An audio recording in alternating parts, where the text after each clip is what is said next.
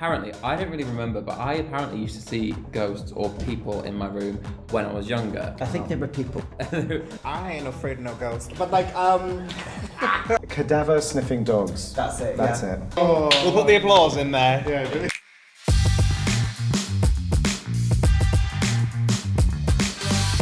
Hi guys, and welcome to this episode of Loosely Baked. I'm Bunny Galore, your hostess. I could feel it the whole time. I was like, That is it. No more craft services. Hi everybody, and welcome to this week's episode of Loosely Baked. I'm Bunny Galore, your hostess with the mostest, and joining me on the show today is Vanity Von Glow, Yes, it's really me. Ophelia Love, cheers, bitch.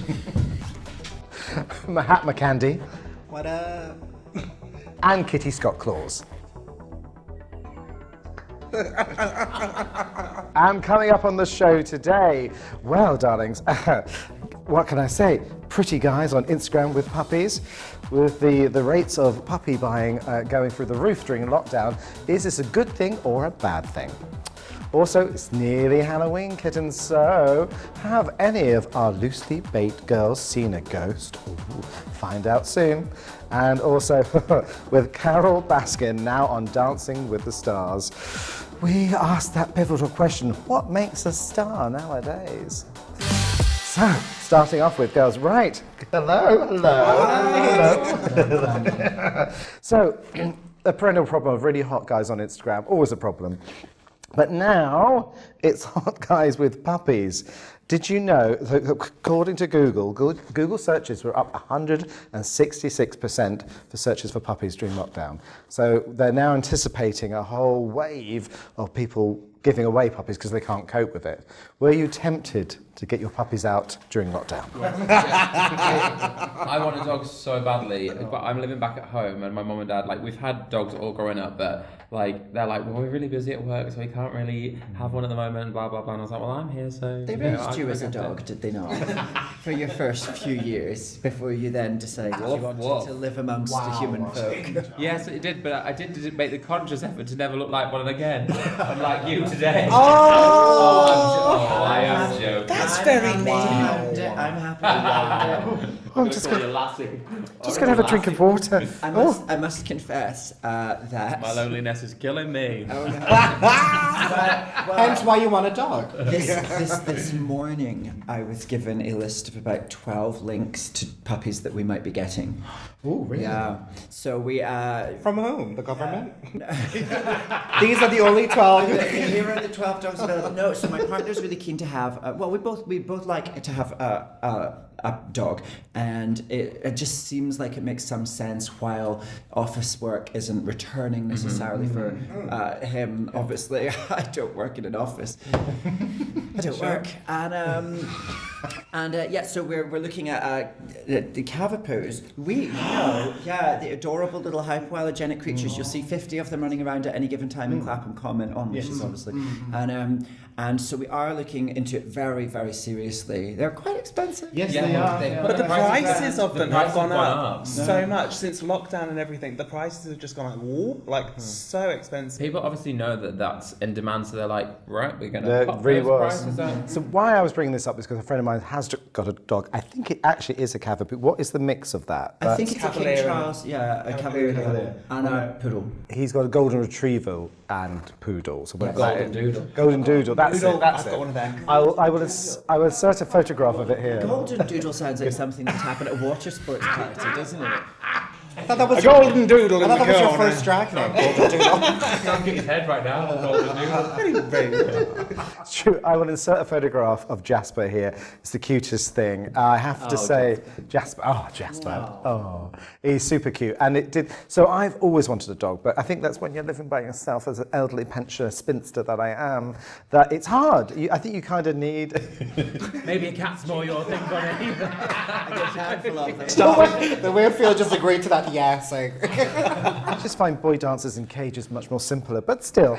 No, it's true. I would love to have one, but it's just our lives don't really lend itself to having a dog. It's different if you have a partner. You can share it between the two of you. That's right. Yeah. Or mostly just him.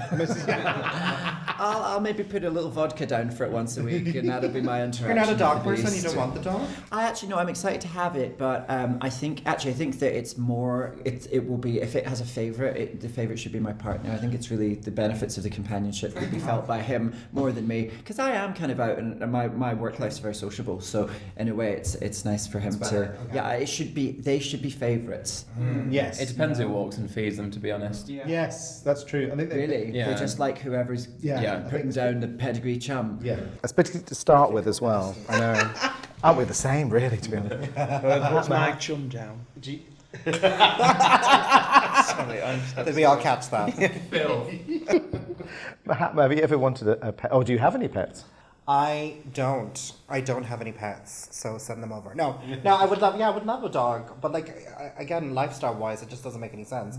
And like, I would be so in love with this child of mine that I wouldn't want to like not be with it constantly. So I would want to be like, if anything, I would want to be your partner, so that you could just spend the money, and then I could just be like, I would just take care of this child. You could take the partner and the dog. I was happy on my own. Yeah. But yeah, I would love a dog, but yeah. Well, not to forget that cabaret legend Miss Kimberly takes her dog, who performs all over in London. Oh, she always takes that goddamn dog everywhere. And so we all know Lula. She comes in, she drinks like a fish.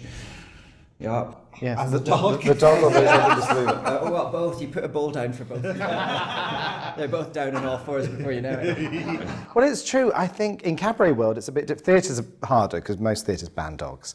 And that old lovely story about Danny LaRue in Plymouth going, turning up at the stage door with the dog and said, "Sorry, Miss LaRue, you can't come in."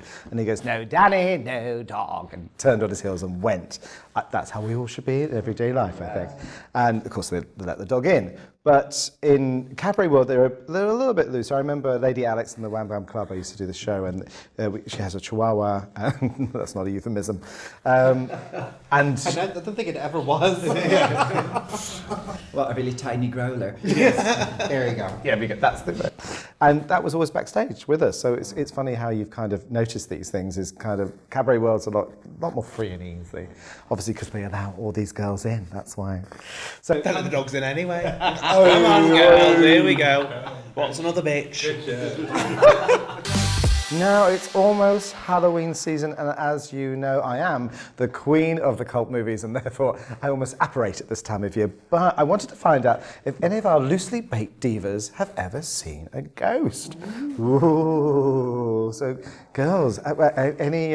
What do you believe in ghosts to start with? Vanity? It's what a load of old shit. Now I understand some people have an almost religious connection to the supernatural. The closest I've seen to a ghost is Ophelia halfway through her makeup at the start before she got the blush and contouring on, and that's the only spectral apparition that I have anything to do with. Wow. I apparently, I don't really remember, but I apparently used to see ghosts or people in my room when I was younger. I think they were people. So they were the nurses. Make sure I was bolted down tight enough. Ghosts or people? Which could it have been? I used to go into my mum and dad's room middle of the night and say, "Oh, the lady's back again." It was just talking about me. The lady's back. Guess who's And they're like, "Get that slap off, get to bed."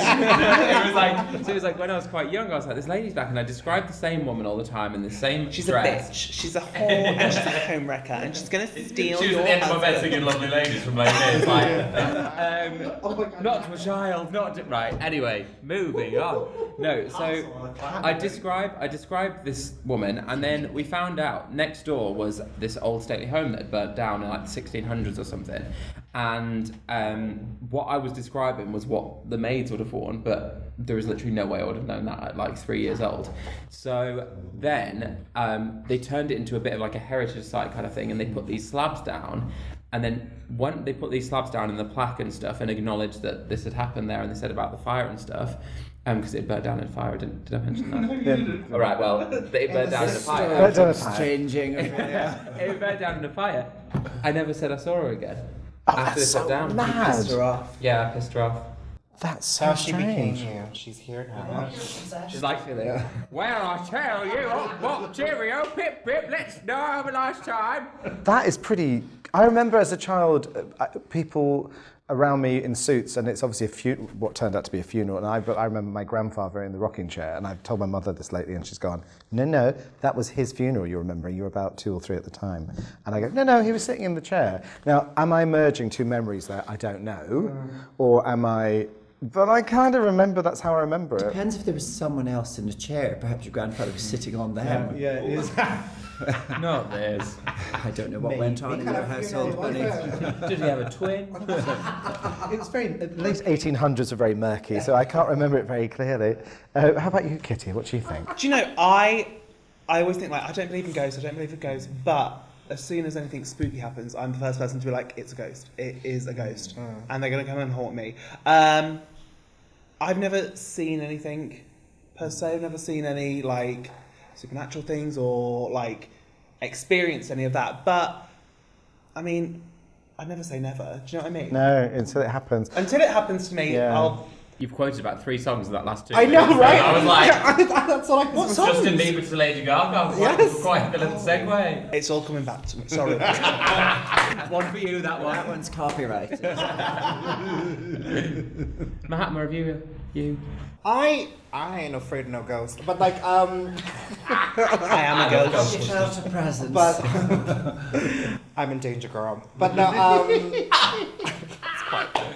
no, but like I do believe there's something out there. There's more to us. I don't know if it's alien. I don't know if it's supernatural. But they can't just be us in this world, in this living atmosphere. So I think there is something out there. I think I've encountered a couple of things here and there where just kind of like, that's strange. That doesn't feel right. But Yes, Kitty. I mean, we all experience strange things that don't feel right next to her. well, I didn't So want to long say feels anything, so kids. right.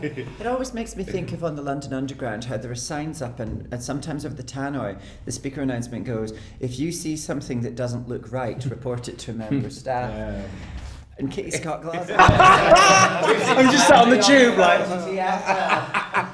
It's not right because she lives in zone 1 and she has to get on the tube. She has kittens. Kitty. Oh. Hey. We'll put the applause in there. Quite the comedian outside. It's true. I think some weird things do happen when pressure's different, like underground, like if you're in a castle, because it's something about the stone and the earth around you. And Kitty Ophelia came on a radio show that I did last Halloween, and I had another guy on there who's a writer, and I was talking to him about the stone tape theory. Now, the stone tape theory is become kind of everyday law now, that they kind of believe that stone is a videotape, so that's what you're seeing. You're seeing like things recorded and kind of played back for you in whatever strange level. Odd, I know, but of course it actually turns out to be, it's a BBC drama from the 1970s, and people have now adopted this, maybe the millennials and the Generation Z, is it now, have adopted this as fact, and it's actually a BBC drama. But I kind of think there's a weird truth there, that you're kind of seeing things replayed, almost like a ripple effect. I don't know. But it's like deja vu. yeah, it explains things like that. I think we're all susceptible to pressure and energies. I've got a better word for it. I think you're a sorceress, Bunny Galore. Obviously, that's how. Are you a ghost? I think we're all drag queens are witches in my perspective. So I agree with that. we are. Yeah. Anyway, moving on. Talking of witches, Carole Baskin has just been eliminated from Dancing with the Stars in America, which is their version of Strictly Come Dancing. I don't know why they called it that. It's silly. But I wanted to talk about having someone as contentious of that on a reality show, because how do you define star nowadays? Because that's someone that's become infamous from a reality show. Obviously. Obs. Of course. Not that I'm opposed Five to of us, yeah. reality. Obviously us, the 5 girls, are loosely baked.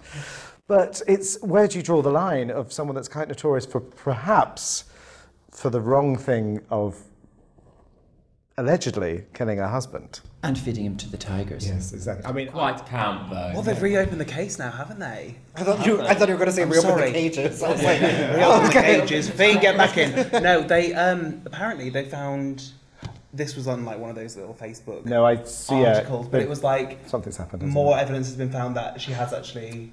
Cadaver sniffing dogs. That's it. That's yeah. it.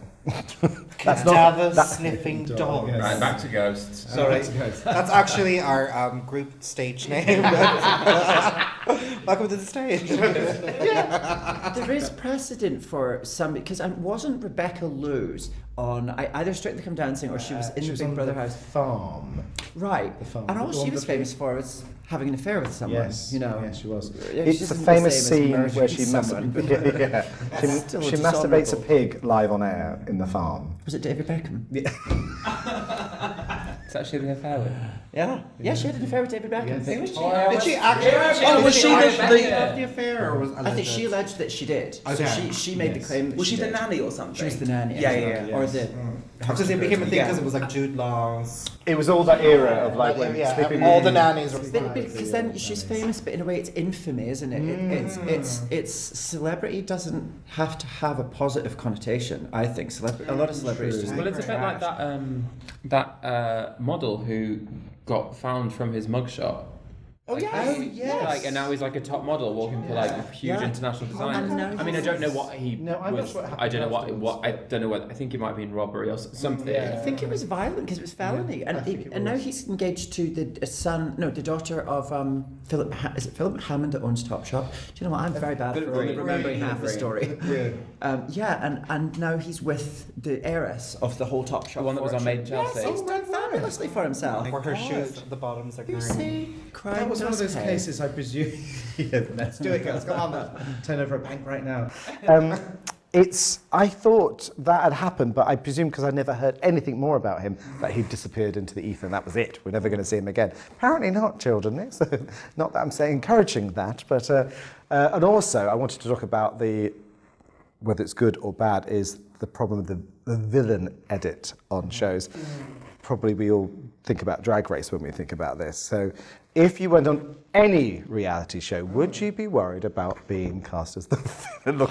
I'm not looking at anyone in particular here, boys and girls, but I'm going to start at this end of the table and work my way down that way. So, Kitty. Do you know, I don't really think. I think obviously, like, there's always going to be a worry of like, oh God, I hope I come across well. But at the end of the day, you're always going to get people that like you, people that don't like you. So whatever happens in life, you're always going to get that. Whereas as far as it goes with like the villain edit, I think, I mean, if that happened to me, you just spin it so it was like, well, I'm the bitch, I'm the villain. Yeah. Do you know what I mean? That's You'd like, always been my well, this is what attitude, this is what the hand I've been dealt. Yeah. So we'll do what.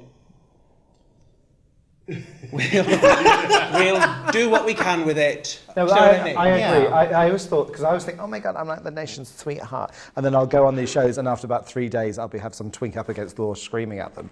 But it's... Go in your bedroom? Shh. Well, that's only if they call me daddy.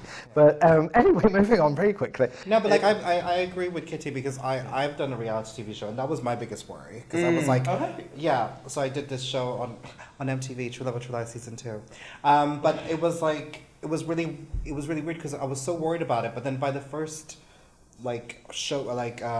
taping, I was kind of like, well, whoever I am. If they want to if they want to find a way to edit me badly, then they edit me badly. What you really need to do, kids, is be friends with the producers, and then they'll always edit you nice. Be nice to the people who are filming you. Yes, always. Well, Even yes. when they get you sandwiches. But yeah, so it's really like and I think it also goes to what you were saying earlier. I think nowadays it's not about being bad or good or a felon or a diva. It's more about who's more polarizing for sweeps. It doesn't matter like how good or bad this person is. It's just, are people going to be galvanized to watch? Yes, they're very true. And I agree with Kitty. I would turn it around. I'd just be like, well, that's me playing Captain Hook then for the next 20 years. Thanks for coming. Thank you so much, Kitty. Yeah, I think what it is, like, I think there's two sides to this. I think it's probably better to get the villain edit than edit it out. True. And also, if you have to have said those things, whether they put them in a different order, whether they put them in a different way, you said those things. Said those things, yeah. And you kind of have to take ownership of it. And I think that the whole culture now of like oh, you're a horrible person, because of what you did on one talent show, I think that's stupid and ridiculous. As long as you're not going out your way being misogynistic or racist, transphobic, homophobic, and not saying anything that's like really damaging to someone. Okay, I'll leave. So, I feel like as long as you're not doing that, then there's no one should be cancelled, that kind of thing. And I think that even like there's no reason to send someone death threats. Like it's a TV program, lighten up. Like it's crazy to me that people get so involved in someone else's life. But then you don't like them, just don't follow them. Bake Off. People off Bake Off were getting like death threats. Like they're literally making cakes. They are literally like normal people going around their lives. You say that, but that show gives me so much anxiety. And she's like bringing the cake from the oven, and I'm just like, bitch, get it right. Sorrow, and she's like, oh, that fly. Oh God, I'm so sorry. Like, I'm so scared every time I watch that show because I'm always like, okay, she made it. Did you watch the first episode of season whatever it is on Channel 4? Is that the one you're talking about? Bake Off when she knocks his Because cake. I have to say, that's the first one I've watched in the transfer. When it left the BBC, I was like, no, I'm never watching this again. How dare you take it off the BBC? And then, apart from Celebrity one, a friend of mine, Sally, was on the Celeb one, so I watched that. And this is the first time I've gone. Yeah, name drop. But that was really cool because that's a make, so you gotta go, that's really fun. But like, as far as the I was completely surprised by the new presenters, so I was like, oh, this is new. But did you like it? Did you like? Yeah, I think Matt Lucas is really good on it. Paul Hollywood's just a bit of a knob, isn't he? Like, he's just a bit like... Oh, but I do like him. He does bring... He is the Mr. Nasty. He's the Simon Cowell thing. Like, he gets the villain edit. He gets the villain edit. Now, talking about villain edits, we haven't heard Vanity. Well, I must admit that I'm not a follower of pastries and baked goods, and so I haven't watched Britain's Bake Off myself. I just Britain's don't Bake Off. I've not watched that either. I've not seen that one. I want to watch What channel is that on? I don't watch any of these shows. I watch the news. Do you know what? I think it's one of those things. Nobody wants to be misrepresented, but at the same time, you do submit yourself to a process where you know you're giving them material to create entertainment with, and it's not your vision. You're not the director. You're a brush in someone else's painting. Which at the end of the day, if you're signing up to do reality TV, that's what you're doing. I've done a reality show where my job was to say Rosie Beaver's drag is crap, and I was more than happy. She'll to be say single that. forever. More than happy to say that, and I'm more than happy to say things like that if I think they're true, and that surely then gives enough rope to hang with. But at the same time. Everyone agreed. I'm mostly, but I'm mostly interested, and I think it's important that this is. It's quite difficult for some people to do, but I think that the people that you interact with in your daily life are the people who you owe your actual self to, and so they're the people that you want to show up for, be warm with. That's why everyone you work with, be respectful, be polite, and that's where my concern stops. What other people think of me is not my business. Well said. Well said. Yes. I think I worry too much about what people think about me because every time I've done a reality show, I'm the queen of the unmade pilot, and I either get cut from a show because I haven't been nasty because they think I'm going to be monstrous and I'm not. Why don't you give yourself a villain edit to this? Yes. Just be a right bitch. I mean, we already dislike you strongly. Like, you guys out there. That's valid, I think. Well, thank you so much for joining me, girls. It's been a pleasure as always. And join us next time on the next Loosely Baked. Bye, guys. Bye.